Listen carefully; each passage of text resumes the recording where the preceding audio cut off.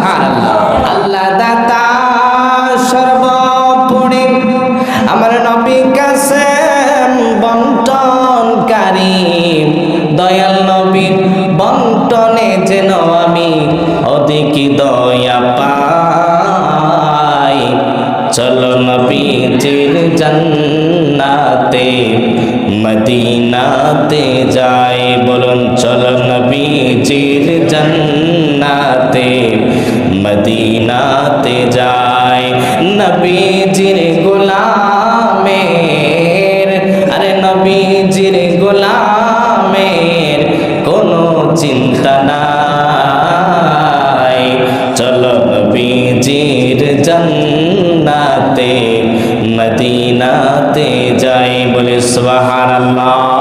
আল্লাহর মাস আর শাবান মাস হইল নবীর মাস, আর রমজান মাস হইল নবীর উম্মতের মাস, বলে সুবহানাল্লাহ। আমার নবী আরো বলেন, রজব মাস হলো জমিনের চাষ দেওয়ার মাস, আর শাবান মাস হলো জমিনের মধ্যে বীজ বপনের মাস, আর রমজান মাস হইল ওই বীজ থেকে ফসল তোলার মাস, বলি সুবহানাল্লাহ। একটা ফসল তুলতে গেলে একদিনে হয়ে যায় না, একটা ফসল করে তুলতে গেলে কমপক্ষে 3 মাসের সময় লাগে, ঠিক না বেঠিক? এখানে যারা আছেন এই এলাকার আপনারা ফসল করেন, কৃষি কাজ করেন, ধান লাগাইলেন, কালকে ধান হয়ে যাবে না। প্রথমে ওই জমিনটাকে চাষ করতে হবে, তারপরে সেখানে বীজ বপন করতে হবে, তারপরে ওখান থেকে ফসল তুলতে হবে। কথা বলেন ঠিক না ঠিক? আল্লাহ রাব্বুল আলামিন আমার নবীজি বলেন, রজব মাসটা হচ্ছে জমিনে চাষ দেওয়ার মাস,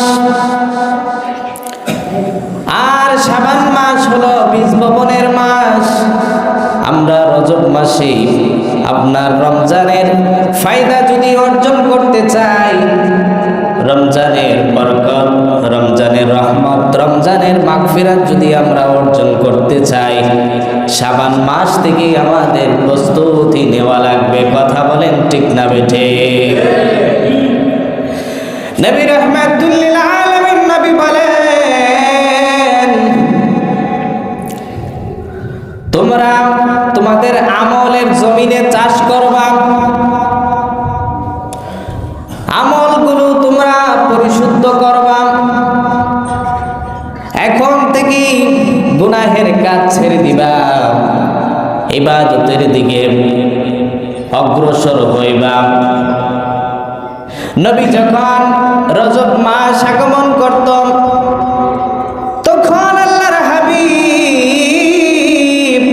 রাহমাতুল লিল আলামিন নবী আল্লাহর কাছে দোয়া করতেন, আল্লাহুম্মা বারিক লানা ফি রজব ওয়া শাবান ওয়া বাল্লিগনা রমাদান, বলে সুবহানাল্লাহ। নবীজি আল্লাহর দরবারে দোয়া করতেন, ও মালিক,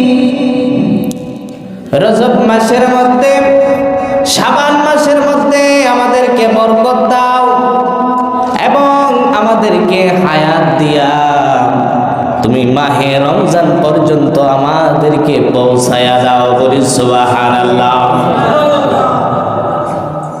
রমজান পাওয়াটা ভাগ্যের বিষয়, ঠিক না বেঠিক? মাহে রমজান পাইয়া জীবনের গুনাহ খাতা যদি কোনো ব্যক্তি ক্ষমা না করতে পারে, আমার নবী ঘোষণা করেন তার মতো এত হতভাগা দুনিয়ার জমিনে আর কেউ থাকবে না, বলে নাউজুবিল্লাহ। এই জন্য রমজান পাওয়াটা ভাগ্যের বিষয়। এই জন্য আমরা আল্লাহর দরবারে 5 ওয়াক্ত নামাজের পরে আল্লাহর দরবারে দোয়া করব, ওগো আল্লাহ, হায়াত যদি নাও থেকে থাকে মেহেরবানি করে তুমি আমাদেরকে রমজানের আগে মরণ দিও না। রমজানে পৌঁছার জন্য আল্লাহর কাছে দোয়া করবেন। আর আমলের জমিনকে এই শাবান মাস থেকেই আমলের জমিনের মধ্যে চাষ আরম্ভ করে দিবেন, রমজানের প্রস্তুতি নেওয়া আরম্ভ করে দিবেন। রমজানে কম নামাজ পড়তে হয় নাকি বেশি পড়তে হয়? হঠাৎ করে যদি আপনি বেশির মধ্যে চলে যান, অনেক নামাজি দেখা যায় রমজানের প্রথম দিন মসজিদে জায়গা হয় না, 3-4 দিন চলে গেলে মসজিদ এক কাতারও হয় না। কথা বলেন ঠিক না বেঠিক? প্রথম 3-4 দিন রমজানের অনেক বড় মুসল্লি হয়ে যায়, কিন্তু যখন দেখে আরে এত নামাজ পড়তে হয়, 20 রাকাত তারাবি পড়া লাগে, 17 রাকাত এশার নামাজ পড়তে হয়, এত নামাজ আমি পারবো না, কারণ আমার আগে থেকে প্রস্তুতি নাই। কথা বলেন ঠিক না বেঠিক? এই জন্য এখন থেকে বেশি বেশি নফল নামাজ পড়ার চেষ্টা করতে হবে, নফল রোজা রাখার চেষ্টা করতে হবে। আমরা তো একদম বসে থাকি, মাহে রমজান আসলে রোজা রাখবো, এর আগে আমাদের কোনো প্রস্তুতি নাই। মাহে রমজান আসার আগে আমরা নবীজি বেশি বেশি নফল রোজা রাখতেন, রমজানের প্রস্তুতি হিসেবে বলি সুবহানাল্লাহ। এই 2 মাস যত পারেন নফল ইবাদত বন্দেগী বেশি বেশি করবেন, এটা হলো রমজানের প্রস্তুতি। আমার নবী বলেন রজব মাস হলো আল্লাহর মাস, তারপরে হলো শাবান মাস, শাবান মাস হলো আমি নবীর মাস, আর রমজান মাস হলো আমার উম্মতের মাস। বলি সুবহানাল্লাহ। দেখেন, আল্লাহর পরে নবী, তারপরে উম্মত। আপনি সরাসরি আল্লাহর কাছে যেতে পারবেন না, নবী লাগবে। এই জন্য আল্লাহ বান্দা এবং আল্লাহর মাঝখানে নবীর মাসটা দিয়ে দিছে। বলি সুবহানাল্লাহ। শাবান মাসটা নবীর মাস, এরপরে উম্মতের মাস। তাহলে বোঝা যায় আল্লাহর রহমত, আল্লাহর নিয়ামত, আল্লাহর দয়া মেহেরবানি যদি পেতে চায় নবী মুস্তাফা লাগবে। বলি সুবহানাল্লাহ।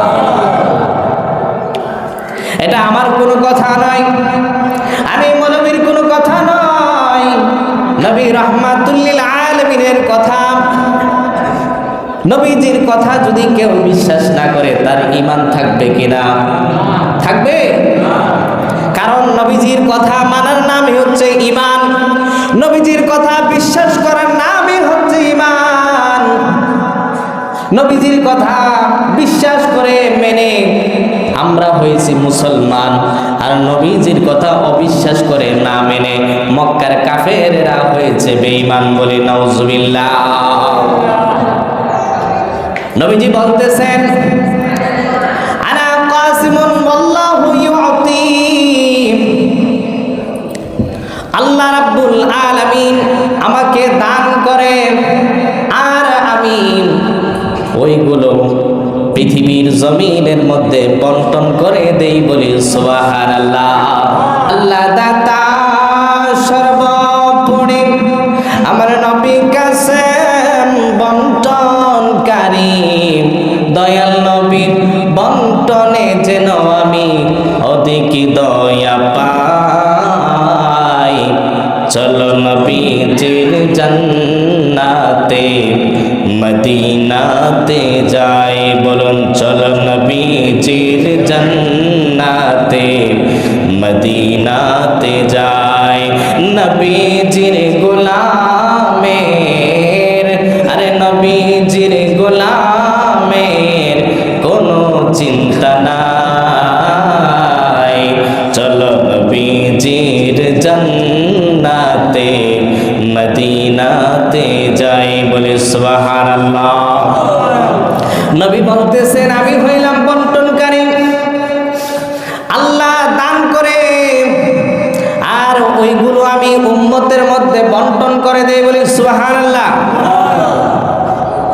বিশ্বাস না করলে ঈমান থাকবে না, যাবে চলে যাবে।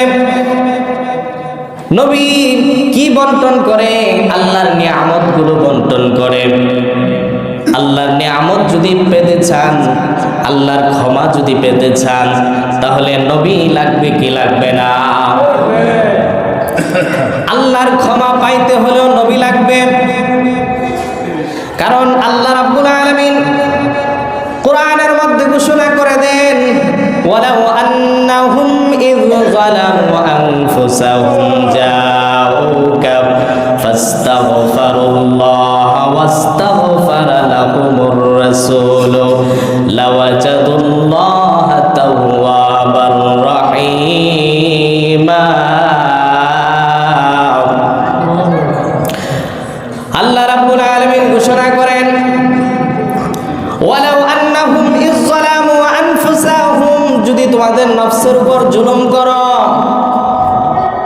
আল্লাহর ক্ষমা যদি পেতে চাও, গুনাহ করছো, অপরাধ করছো, যদি ক্ষমা পাইতে চাও, যাওকা নবীর কাছে চলে যাও, বলি সুবহানাল্লাহ। ফাস্তাগফিরুল্লাহ, নবীর কাছে গিয়ে ক্ষমা চাও, ওয়াস্তাগফারা লাহুমুর রাসূল, আর নবী যদি খুশি হইয়া তোমাদের পক্ষ নিয়া আল্লাহর কাছে তোমাদের গুনাহ মাফের জন্য ক্ষমা চায়, আমার নবী আমার আল্লাহ বলেন লাওয়াজাদুল্লাহা তাওয়াবার রহিমা, আল্লাহকে তোমরা ক্ষমাকারী, আল্লাহ তোমাদের গুনাহগুলো ক্ষমা করে দিবে, বলে সুবহানাল্লাহ। তাহলে নবী লাগবে কি লাগবে না? লাগবে।